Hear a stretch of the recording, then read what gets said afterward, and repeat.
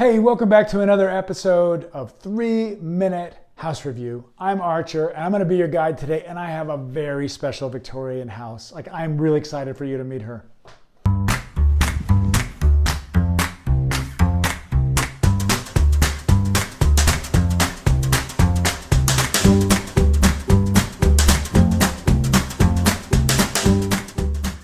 So a 3-minute house review, we look at normal American everyday houses. Some are old, some are new, some are great, some are not so great, but I have a really great one for you today, and I'm excited for you to meet the Swan.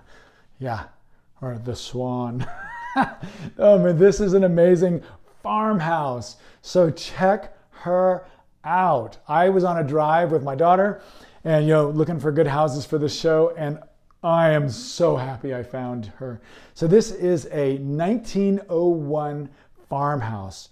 And this is literally a farmhouse. This is a cherry farm, very successful cherry farm. And this is what you call a farmhouse vernacular, American Gothic. There is some aspects of Eastlake Victorian house here, but I'm going to call this farmhouse vernacular. Paige over at Farmhouse Vernacular, a great YouTube channel that if you like farmhouses, you definitely should know about. I bet I would love for her to see this house. So Paige, if you're watching, send me a comment about this amazing house. Let's dive into what makes this house so interesting. Firstly, when you walk on the street, this is what you see. You see this. So yeah, I'm going to guess that in 1940 or so, somebody's like, oh, we really should decorate the gate that we have up by the road. And we planted 2 arborvitae. You want to see the house? There it is. Hello, house. Okay, but let's go around and talk about what makes an American farmhouse, okay? This Victorian style Gothic. So it's a tea house, meaning the main part of the house is here, and then it has an addition, which may have been built at the same time or may have been built later, but it comes off to add more bedrooms. And then they've eventually added to that, which is brilliant, and I'll show you that in a minute. American farmhouses and Victorian houses generally are very tall with very steep roofs. It's kind of medieval a little bit, and it's kind of medieval English style. This American farmhouses especially though generally have a shallower porch roof. In this case, pretty shallow, and it has little hips on the ends. So big gables on this one, and there's a gable on the back one. But then all these little porches resolve with kind of more of a rounded hip roof. So that's very typical. Very symmetrical this house is. This house is really designed to be seen from the outside and to be lived in, right? Look at the sides of this house. The windows are all very reasonable at every side, evenly scattered here. And so the house doesn't have a front and a back necessarily. It looks good from almost all sides. It really has a nice way of sitting on the land. Now you can see in the back of the house how it's a T. And I'm going to guess that the bathroom and the kitchen are both in this little addition, that this was added later once plumbing got here, because there's a plumbing vent and I don't see any other vents. Real Victorians weren't built with garages because they didn't exist, because cars didn't exist.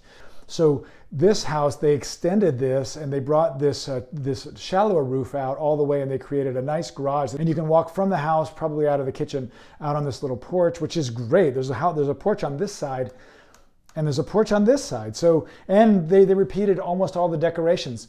And in one case, check this out. So look at these decorations. So these are posts, and the posts go up to kind of a cut wood capital. And these are kind of like jigsaw. I'd call these jigsaw style decorations. They have them here on the front.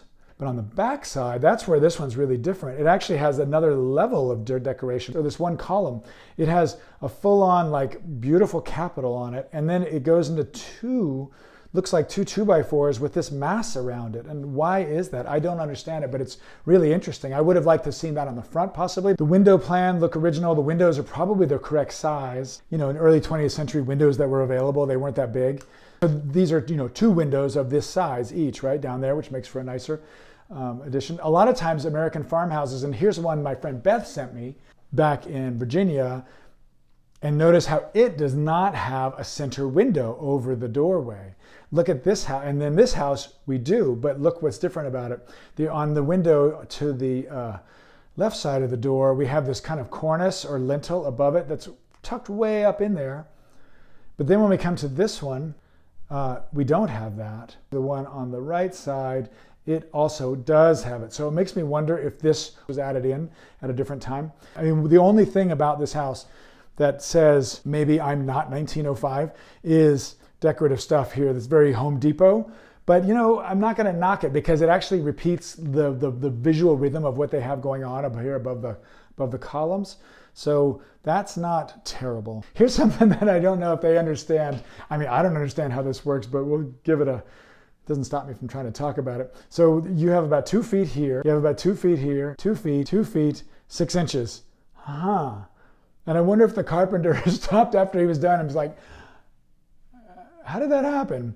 Because it's not obvious. I guess maybe this edge of the porch just ends slightly less. Maybe this goes past the wall back here, and this one doesn't. And also I think this column doesn't go right to the edge of the porch. So anyway, it's a gorgeous house. It's a farmhouse. I just love it. Anything else about the Swan? She is awesome. I mean, whoever's been taking care of this house, thank you. I'm so glad I found it. And I'm so honored to have like crossed paths with her historically because it's a gorgeous house.